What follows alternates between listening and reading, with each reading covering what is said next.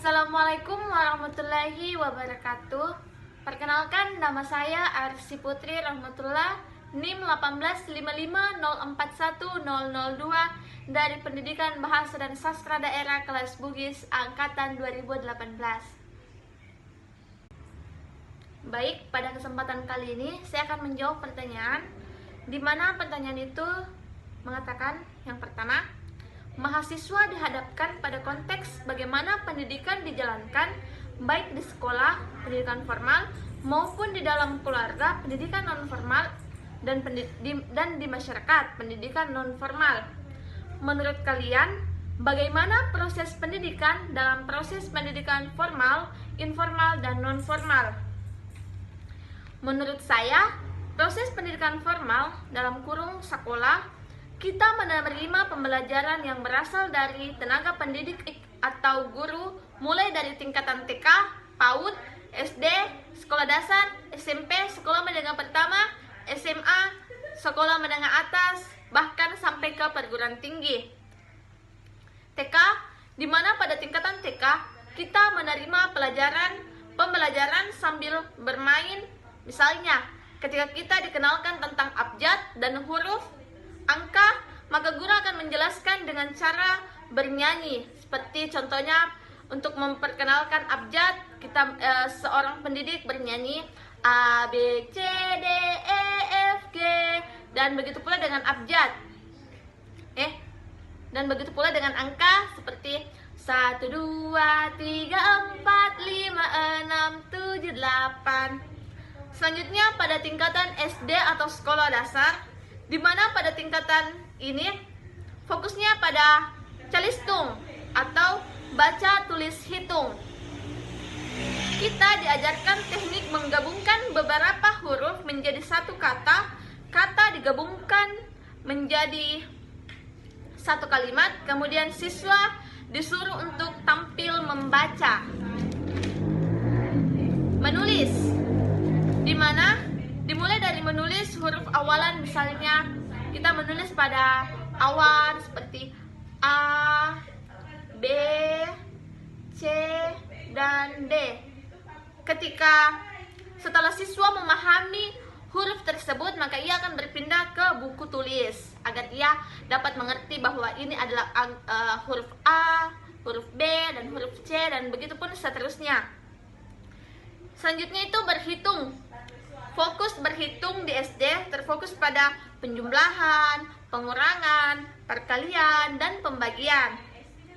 Baik, selanjutnya pada tingkatan SMP atau sekolah menengah pertama. Tingkatan SMP pemahaman sudah lebih meluas dibanding dengan tingkatan sekolah dasar, karena ada beberapa perluasan materi pada mata pelajaran tertentu, misalnya pada penggunaan rumus dan penggunaan istilah. Selanjutnya pada jenjang SMA, mata pelajaran lebih terfokus sesuai dengan jurusan yang dipilih. Misalnya, jika kalian mengambil jurusan IPA, maka kalian akan terfokus untuk mempelajari fisika, matematika, biologi, dan lain-lain sebagainya. Selanjutnya pada tingkatan perguruan tinggi atau kuliah, pada tingkatan universitas, pendidikan yang didapat sesuai dengan jurusan yang telah dipilih. Misalnya, jika kita mengambil jurusan Bahasa dan Sastra Daerah, maka yang kita pelajari adalah tentang bagaimana tentang aksara, berapa jumlah aksara yang ada di Indonesia, bahkan sejarah-sejarah singkat, sejarah-sejarah aksara yang ada di dunia, bahkan sampai bagaimana cara aksara itu masuk ke Indonesia, kemudian masuk ke Sulawesi Selatan, begitu. Selanjutnya itu tentang informal atau keluarga. Pendidikan pertama yang kita peroleh berasal dari lingkup keluarga. Terfokus pada adab berbicara kita. Misalnya, kita bertanya kepada seseorang atau kita bertanya kepada orang lain, di mana ki, kita menggunakan kata ki untuk menghargai atau untuk lebih sopan dalam berbicara, bercakap. Selanjutnya pada tingkatan non-formal atau masyarakat, cara berbicara dengan orang yang lebih tua, adab sopan santun, saling menghargai, dan saling menghormati. Selanjutnya soal yang kedua, bagaimana proses pendidikan yang dijalankan oleh guru di sekolah? Kemudian diajak masuk dalam kelompok untuk mendiskusikan dan merenungkan apa yang dilakukan oleh siswa, guru, dan peran guru. Apakah siswa mengalami proses belajar, pembelajaran? Apakah proses pembelajaran sama dengan proses pendidikan? Apakah mengajar sama dengan mendidik? Apakah tujuan pendidikan? Apa peran penting sekolah, keluarga, dan masyarakat? Jawaban saya, proses yang dilakukan oleh guru di sekolah itu dilaksanakan dengan tatap muka, dengan menguraikan rincian pembelajaran tahap demi tahap sehingga siswa mampu mengetahui materi yang diajarkan oleh guru, baik secara diskusi maupun dengan literasi di perpustakaan. Dalam hal ini, guru berperan sebagai fasilitator. Siswa mengalami proses belajar karena yang tadinya siswa tidak tahu menjadi tahu karena adanya proses belajar yang dilakukan pada saat pembelajaran berlangsung. Sedangkan mengajar dan mendidik itu dua kata yang berbeda makna, di mana mengajar lebih terfokus pada pengetahuan dan keterampilan, sedangkan mendidik lebih terarah kepada pembentukan sikap, mental, karakter. Adapun tujuan pendidikan yaitu mengembangkan potensi dan mencerdaskan generasi bangsa sehingga mereka yang memiliki pendidikan dapat menumbuhkan kualitas, pengetahuan, kepribadian, mandiri, dan bertanggung jawab.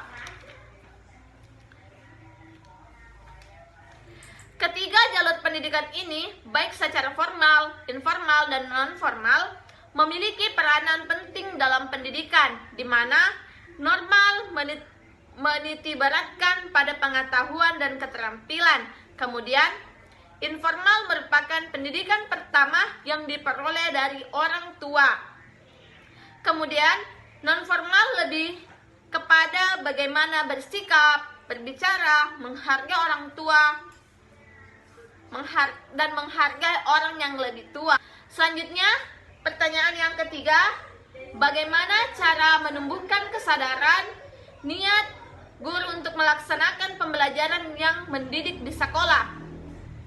Menurut saya, dengan cara menambahkan kesadaran dan niat guru untuk dapat melaksanakan pembelajaran yang mendidik di sekolah, yaitu 1. Memberikan semangat, dorongan motivasi kepada guru untuk tetap mengikuti berbagai pelatihan yang dilaksanakan oleh lembaga pendidik. Yang kedua, memberikan kebebasan kepada guru untuk lebih kreatif dalam pelaksanaan pembelajaran. Dan untuk pertanyaan yang terakhir itu, bagaimana cara menumbuhkan kesadaran dan niat orang tua untuk dapat melaksanakan pembelajaran yang mendidik di rumah untuk membentuk kepribadian anak? Jawaban saya, menjalin komunikasi yang baik antara guru dengan orang tua tentang perkembangan kepribadian di sekolah, sehingga orang tua dapat membantu mengontrol perkembangan anak di rumah. Baiklah, mungkin hanya ini yang bisa saya sampaikan. Semoga bermanfaat bagi kita semua. Lebih dan kurangnya mohon dimaafkan. Assalamualaikum warahmatullahi wabarakatuh.